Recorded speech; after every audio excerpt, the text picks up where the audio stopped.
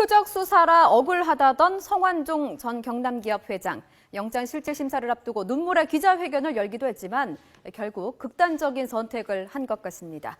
검찰 수사를 받다가 스스로 목숨을 끊은 사람들 한두 명이 아니죠. 지난 10년 동안 80명이 넘는 인사들이 검찰 수사를 받다가 스스로 목숨을 버렸습니다. 도대체 무엇이 이들을 자살로 이끄는 걸까요? 이번 사건의 파장이 어디까지 갈지 짚어봐야겠습니다. 그리고 또 하나, 검찰 수사에도 차질이 불가피해졌습니다. 아시다시피 성 전 회장은 핵심 피의자였고요. 성 전 회장을 시작으로 정관계 로비 수사로까지 이어질 수 있을까? 이 부분이 핵심이었습니다. 하지만 성 전 회장의 사망으로 검찰의 사정 드라이브에 급제동이 걸릴 가능성이 커진 겁니다. 물론 검찰은 흔들림 없이 자원외교 비리의 본질을 꿰뚫겠다는 입장이지만 과연 수사가 제대로 이루어질 수 있을까요? 이슈 대담에서 하나하나 짚어드리겠습니다. 계속해서 이 문제 짚어보겠습니다. 지금 이 자리에는 전 새누리당 의원이시죠. 이두화 변호사, 검사 출신 김광삼 변호사, 그리고 백기종 전 수서경찰서 강력팀장 세 분 나와 계십니다. 어서 오십시오. 네, 안녕하세요. 예, 안녕하십니까. 제가 이 변호사님께 좀 여쭤볼 텐데, 이 변호사님도 성완종 전 회장 보신 적이 있죠, 정치권에서.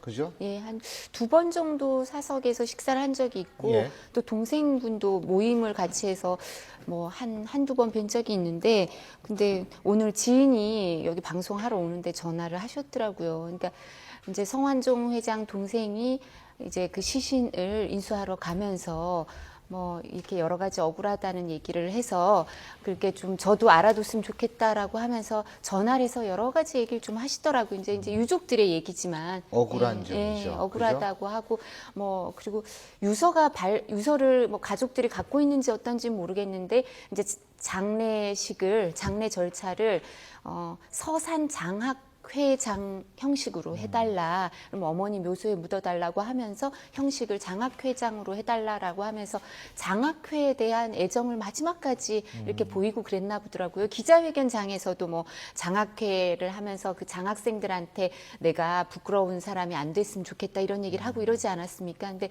그런 애정을 마지막까지 얘기했다고 하니까 뭐 시시비비는 지금 이렇게 돼서 잘 알 수가 없지만, 그리고 사실 저도 법조인이니까 저희가 어쩌면 너무 이걸 유죄를 전제로 얘기했던 게 아닌가. 원래 뭐 재판이 확정이 되기 전까지, 유죄가 확정이 되기 전까지는 저희도 사실 무죄라는 거, 무죄 추정이라는 걸 염두에 두고 얘기를 했어야 되는데 하면서 좀 유족들한테도 좀 죄송한 마음도 들고 또 이러니까 참 이렇게 마음이 안 좋더라고요. 네, 마음이 안 좋고 또 그렇더라고요. 예. 그렇습니다. 근데 굉장히 좀 유족들이나 아니면 돌아가신 고인이나 정치적인 어떤 문제에서 희생양이 됐다라는 식의 어떤 억울함이 분명히 있었을 것 같아요. 근데요, 제가 김 변호사님께 좀 여쭤볼 텐데, 검찰 수사 과정에서의 강압적인 수사는 물론 없었다고 보시죠? 강압적 수사는 없었을 겁니다. 요새는 그렇지는 않을 것 같아요. 적어도 한 근데 10년... 물리적인 강압은 아니지만 네네. 언어적으로 좀 강압적일 수는 있는 거 아니겠어요? 물론 이제 검사의 성향에 따라서 그럴 가능성은 있을 수 있겠습니다만, 사실 그 전에 이제 10년, 15년 전에는요, 이런 성완종 회장이랄지 어떤 사회적 엘리트들, 그리고 부와 명예가 있는 사람들의 어떤 자백을 받기 위한 수사 기법이 뭐냐면 모욕을 주는 거예요. 모욕을 주면 본인이, 그래서 여쭤본 거예요. 사실은. 본인이 이제 망가지는 거죠. 예. 그래서 본인의 중심을 잃고 다 자백을 하는 경향이 있어서 그게 실질적으로 그 전에 특수수사 기법 중에 하나로 통한 적이 있었어요. 근데 그게 이제 여러 가지 문제점이 있었죠. 그래서 아까 그 얘기 나온 것처럼 적어도 10여 년 동안 한 80여 명이 자살하고 그랬는데, 검찰에서 사실 투신하는 경우가 굉장히 많았어요. 그리고 지금 검찰 청사를 보면 전부 다 쇠창살로 되어 있습니다. 조사실은 특히 쇠창살로 되어 있거든요. 뛰어내리지 못하도록. 그런 영향이 있어서 실제는 검찰도 자성을 많이 하고 그런 기법을 많이 바꿔줬다고 볼 수 있습니다. 그런데 사실 요즘 이제 모욕전사를 너무 노골적으로 하면 결과적으로 그게 나중에 인권에 관한 문제가 되고 여러 가지 많이 문제가 생기기 때문에 그런 경우는 없다고 보고요. 물론 과정 중에서 수사하는 과정 중에서 추궁을 하다가 보면 뭐 어떤 과도한 의혹 가지고 이제 그런 경우도 있겠습니다만은, 성완종 회장 같은 경우는 이제 그런 내용은 아직까지 나오고 있지 않고요.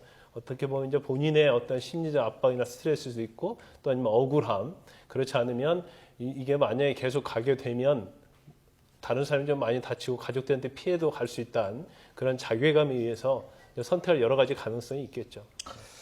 예, 참 안타까운데 제가 백기종 팀장님께 여쭤보고 싶은 게 안타까우면서 네. 정말 귀중한 생명이 오늘 또 이렇게 고인이 됐는데 이 경찰이 그 아침부터 대대적인 병력을 동원해서 네.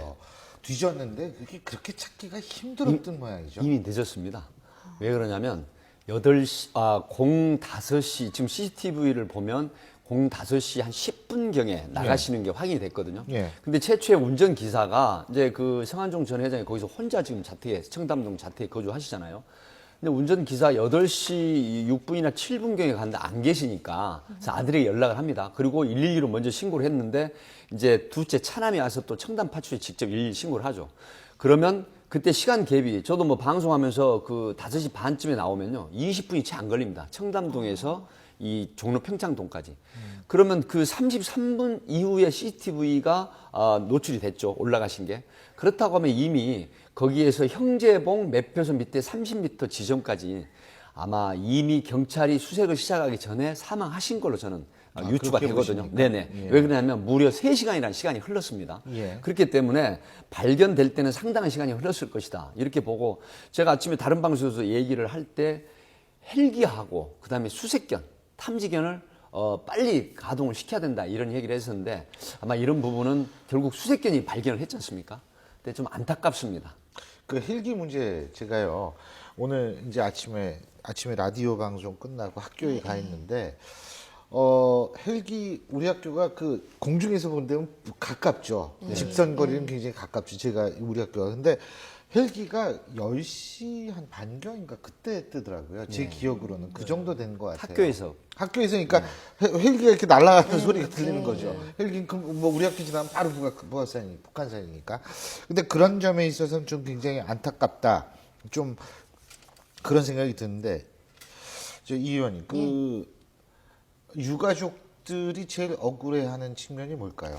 뭐 저도 전해 들은 얘기지만 그리고 이제 유가족들의 주장이니까 뭐 이 부분은 본인들이 그럼요. 이제 예, 어떻게 생각하시는지 당연하죠. 모르겠지만 그런 얘기를 하더라고요. 그러니까 이제 유가족들의 얘기는 자원 외교와 관련해서는 나온 게 억울한 얘기다. 사실 그 부분은 비리가 아니다. 그러니까 저는 어떻게 생각했냐면 저희는 이제 분식 회계를 해서 또 자원 외교를 해서 성공불 융자를 받아서 그 부분을 개인적으로 유용을 한 게 아니냐 이렇게 해서 이 부분이 좀 비난받아야 한다 이렇게 생각을 했었는데 그거와 관련해서는 참 억울하다. 자원 외교와 관련해서는 검찰에서 제대로 밝히지를 못해서 한번 검찰의 수사를 한 18시간 받지 않았습니까? 며칠 전에. 근데 그때 그게 잘 안 밝혀지니까 별건 수사라 그러죠. 검찰이 원래 수사를 할 때 그 관련해서 잘 안 나오면 다른 건과 관련해서 압박을 해서 이 부분 자백을 얻거나 원하는 대답을 얻으려고 할 때가 있는데 별건 수사를 하면서 다른 얘기를 하더라. 그래서 그런데 이제 기소를 하고 구속영장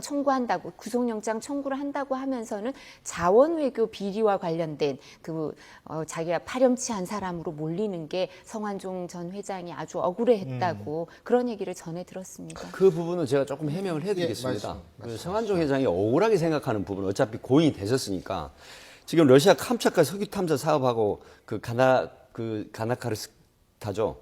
이게 이제 처음에 그 분식 회계 통해서 신용 등급 조작한 게 석유공사, 강물자원공사 이게 정부 지원인데 소위 성공불 융자금이라 그래가지고 460억하고 수출입은행 350억입니다. 근데 여기에서 이제 810억대 되는데 이 성한종 전 회장이 지금 주장을 하는 건 나는 여기서 전혀 이득 본 게 없고 우리 회사 자금 332억도 투자를 해서 그다음에 회수를 못한 상태인데 어떻게 성공불 융자금을 횡령하고 배임을 했단 말이냐. 그리고 이 사건에 있어서 지금 부인이 그 안에서 건물 관리업체 체스넛이 있습니다. 또 건축자재 납품부재 코어베이스라고 있는데 여기에 대금을 부풀리는 방법으로 해서 250억. 그러니까 특수관계 법인체에 관련된 250억 비자금을 형성을 했다.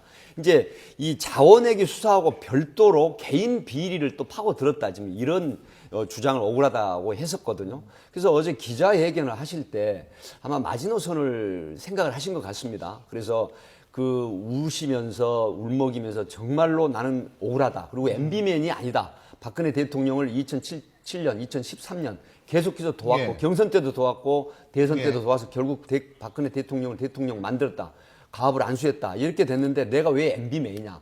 이제 이런 억울함을 토로하시고 나오시면서 기자들하고 일문일답을 하셨더라고요.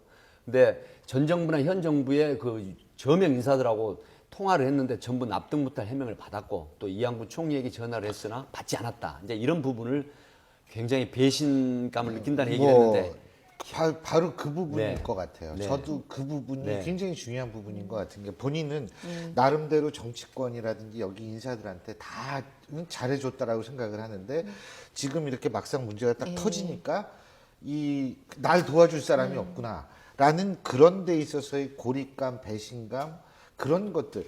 근데요, 그 검찰에서 지금 더 이상 조사 안 한다는 거거든요. 이제 고인이 되셨기 때문에 이 공소이권이 없음이 돼가지고 조사를 안 한다는 건데. 근데 이 검찰에서 이 유서를 확보해가지고 유서 내용이 어떤 거 경우에 따라서는 그 유서 내용이 아주 중요한 또 다른 단서가 될 수 있을 가능성이 있는 거 아니겠습니까? 그런 거 검찰의 입장에서 볼 때 조사해야 되는 거 아니에요? 그렇죠. 이제 유서 내용이 뭐가 있느냐 중요한데요. 근데 개인적으로 볼 때는 본인이 이제 마지막으로 세상을 하직하면서 아마 유서 내용에는 어떤 비리랄지 자기가 돈 준 거에 대해서는 아마 적지 않았을 거라고 생각하고요. 어떤 개인적 감정, 억울함, 그리고 유족에 남길 만 그 정도로 해놓은 것 같아요. 지금 흘러나오는 얘기도 그 정도 같고요. 지금은 사실 검찰 수사가 이제 수사를 어떻게 가느냐가 중요한데 검찰 수사가 이제 세 가지 방향에서 갔거든요. 첫째가 포스코고 두 번째는 이제 자원외교 비리, 이제 세 번째가 방산비리였지 않습니까? 근데 방산비리하고 포스코는 이제 수사가 좀 진행이 상당히 많이 됐고요. 지금 실질적으로 성완종 회장에 대한 수사, 이것은 해외 자원 비리와 관련된 건데 이게 첫 단추입니다. 그 첫 단추를 끼워서 이거 하는 과정 중인데 거기에서 실질적으로 이제 기업과 관련된 비리에서 뭐 분식회계랄지 사기 대출이랄지 비자금을 해가지고 영장을 일단 청구한 다음에 에너지 공기업인 광물자원공사랄지 석유공사로 지금 타켓을 향하고 있는 중이었어요. 그래서 검찰이 영장 청구할 때 그런 얘기했죠. 이게 이제 시작이다. 에너지 공기업에 대한. 그런데 실질적으로 첫 단추가 안 끼워졌기 때문에 경남 기업과 관련된 어떤 의혹들이 실질적으로는 수사하는 데 차질을 불가피할 수밖에 없고요. 또 이 상태에서 이 억지라도 진행을 하면 또 검찰자의 역풍을 맞을 수 있기 때문에 아마 이 부분에 대한 수사는 어느 정도 속도 조절이 될 것이다 보고요. 아마 다음 타켓은 지금 고발돼 있죠. 석유공사에 고발돼 있는 게 하베스트 인수에 관한 것이 고발돼 있거든요. 그래서 아마 이 부분에 대해서는 뭐 속도 조절을 하든지 아니면 뒤로 좀 미루고 하베스트와 관련된 그쪽으로 수사의 방향을 좀 검찰이 틀 가능성이 높다. 저는 그렇게 보고 있어요. 근데 이제 저는 사실은 이것의 핵심 중에 하나는 정관계의 로비와 정관계 인사들이 어떻게든 유형무형의 관련성이 제일 중요한 것 같거든요. 그 부분에 대한 수사도 사실 있어야 되는 거 아니겠어요? 근데 그 부분이 이제 중요한 이제 당사자죠. 그러니까 성완종 전 회장이 사망했으니까 이제 어떤 구체적인 진술, 중요한 진술이 빠지니까 그 부분이 쉽지 않을 것 같고요. 그리고 또 제가 전에 들은 바로는 저희가 어제도 사실 기자회견 보고 잠깐 교수님하고 여기서 이렇게 잠깐 말을 나눴었는데 그때도 저희는 전제가 이제 오늘 실질심사 영장 실질 심사를 받으러 나올 거다. 앞으로 수사를 받으면서 밝힐 건 밝히고 또 뭐 혹시 잘못한 게 있으면 또 처벌을 받을 만큼 돼야 된다 이런 입장이었는데요. 근데 어제부터 기자회견 끝나고 나서 이제 제가 전해 들은 얘기로는 아마 이렇게 사망하리라라는 거를 가까운 사람들은 예상을 했다 그러더라고요. 끝나자마자는 아니겠지만 이 시간쯤에는 그럼 저희가 방송하는 이 시간쯤엔 그렇게 생각을 해서 이제 저희가 방송하는 내용을 보고 조금 마음이 그랬다 이런 얘기를 하던데요.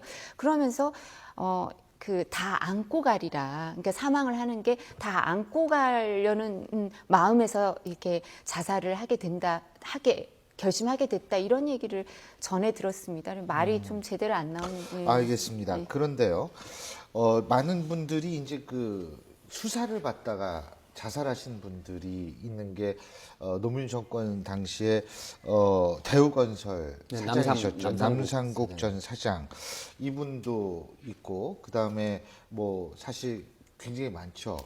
그런 분들하고 오늘 성완종 전 회장하고 좀 차이가 있고 공통적인 점이 있고 이거 아까 뭐 많은 뉴스에서 비교하던데 어떻게 보세요? 맥락이 거의 비슷합니다. 그러니까 가까운 애로 올해죠. 1월 28일 날 그 방산청 비리 수사받던 그 전 해군 투스타 출신이죠. 한모 씨가 투신 자살했죠. 검찰 수사를 마치고 나와서요.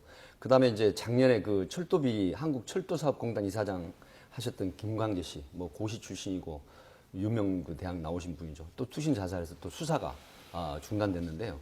지금 이 성완종 그 고인이 되셨지만 회장에 대한 사실 분식회계 관련은 9,500억 정도 혐의가 있거든요.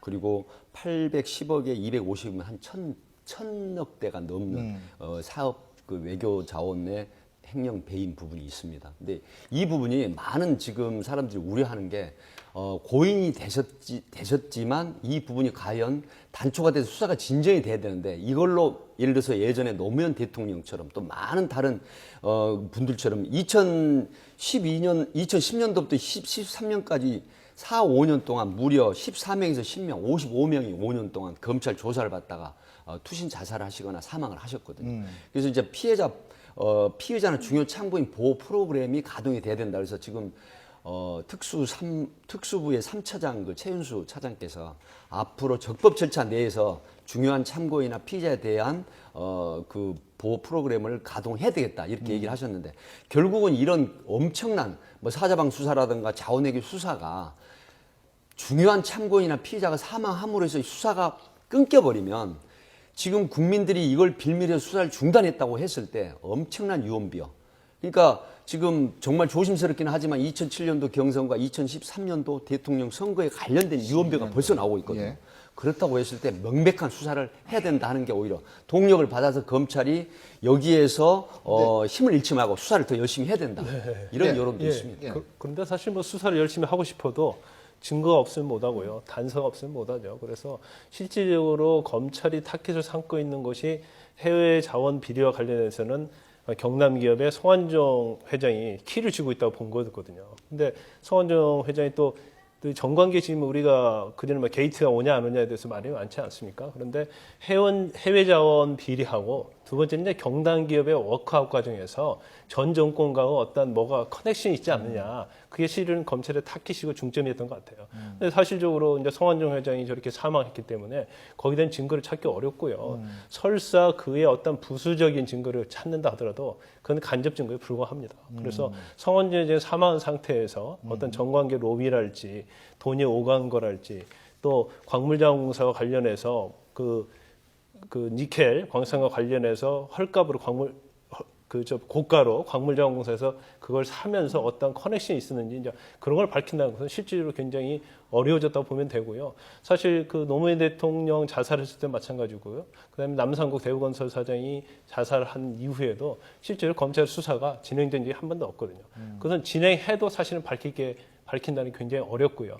또 사망을 했기 때문에 이제 그게 어떤 국민의 정서적인 문제가 있기 때문에 수사가 거의 진행이 안 되는 경우가 대부분이었죠. 이제까지는. 그렇군요. 그렇다면 어쨌든 이제 이번 사건에 대해서 이제 앞으로 이것이 어떤 뭐 파장을 남길 수도 있고 아니면 그냥 넘어갈 수도 있는데 어떻게 보세요? 그러니까 저도 또 이거 전에 들은 말을 해서 좀 그렇지만 저는 사실 이제 저는 고향이 충청도 쪽이 아니니까 몰랐는데 이제 아까 다른 방송을 할 때 보니까 충청도가 고향인 분이 나오셔서 정말 서운한 마음을 표출을 하시더라고요. 그러니까 저희가 그래서 충청도 민심이라는 게 이제 또 따로 존재하는구나. 제가 몰랐던 그런 마음이 존재하는구나 싶었는데 이분들이 그런 생각을 하시더라고요. 충청도 분들이나 아니면 이제 가족들 중에 일부시겠죠. 전부는 아니고 이제 일부 분들은 이게 제가 고향이 경상도니까 제가 말씀드려도 될 것 같은데 경상도 기업이었으면 우리가 이런 일을 당했을까 이런 마음이 있는 것 같더라고요. 근데 그 부분은 이제 그분들이 오해를 하시는 걸 수도 있지만 그런 오해를 받는 게 왜 그런 오해가 빚어졌는지도 수사기관이나 정부에서 이런 부분도 좀 어루만져 줘야 되는 부분이 아닌가 이런 생각이 좀 들더라고요. 거기에서 이제 그러니까 아까 그 충청도 쪽에서 이 성완종 회장의 장학금 받고서 고등학교 다니는 학생들이 그렇게 많다라고 얘기를 하더라고요. 2만여 명 정도. 그러니까 엄청나게 많은 숫자죠. 그렇다면은 사실은 거기에서 느끼는 감정이라는 게 또 각별할 수가 있지 않습니까? 이한구 총리 그 청문회 때 그 충청 향후회장께서 그런 말씀하셨죠. 뭐 거기 보니까 다 호남 분들이 끌어내리려고 한다 이제 이런 얘기를 해서 상당히 뭐 회자됐었는데 사실 그 이두화 변호사님 말씀하셨지만 이게 충청 기업이다. 맹주가 충청 기업이 오너가 돼서 이렇다 하는 부분은 이제 조금 그런 생각을 안 하셨으면 좋겠습니다. 하시고 어쨌든 그 사자방에 관련된 이 비리 수사가 이 부분에 관련돼서 정체가 돼버린다거나 하면 유서에 관련된 유언비어 또 그 현 정부의 수반인 박근혜 대통령에 관련된 유언비어 굉장히 많이 돌 거라고 분명히 지금 벌써 돌고 있거든요. 그래서 저는 개인적인 의견은 여기에서 검찰이 동력을 잃지 말고 할 수 있는 수단을 다 동원해서 명백하게 수사를 해줌으로 해서 오히려 국민들의 어떤 그 의혹을 불식시킬 수 있는 계기다. 저는 이렇게 봅니다. 짧게 한번 하면요. 이제 우리가 보통 검찰에서 수사할 때 계획을 세워서는 수사를 기획수사라고 합니다. 그런데 이제 이 정부에서 사정하는 것은 기획사정이라고 얘기하는 거거든요. 그런데 이 수사도 정치에 맞춰 생물입니다. 수사를 진행하다 보면 방향이 예측하지 못한 방향으로 가는 것이죠. 그렇기 때문에 기획사정이 어떤 때는 독이 될 수 있고 의도에 맞으면 득이 되는 것이죠. 그런데 이렇게 기획사정을 쭉 하다 보면 실질적으로 항상 기획사정에서는 그랬어요. 누가 자살하는 사람이 나타나서 실제로 처음에는 막상 거창하게 시작하는데 결국 용두삼이 되는 경우가 굉장히 많았거든요. 또 어떻게 보면 또 수사를 하다 보면 실질적으로 타켓을 삼았던 사람이 아니고 또 여당의 어떤 실세가 나타나기도 하고 그걸 돌발 수가 굉장히 많기 때문에 실제 이제까지 기획 사정이 성공한 사례가 그렇게 많지 않습니다. 예, 어쨌든 앞으로 이 자원 외교에 관한 이 방향, 수사 방향이 어떻게 나갈지 좀 더 지켜보겠습니다. 오늘 말씀 여기까지 듣죠. 고맙습니다.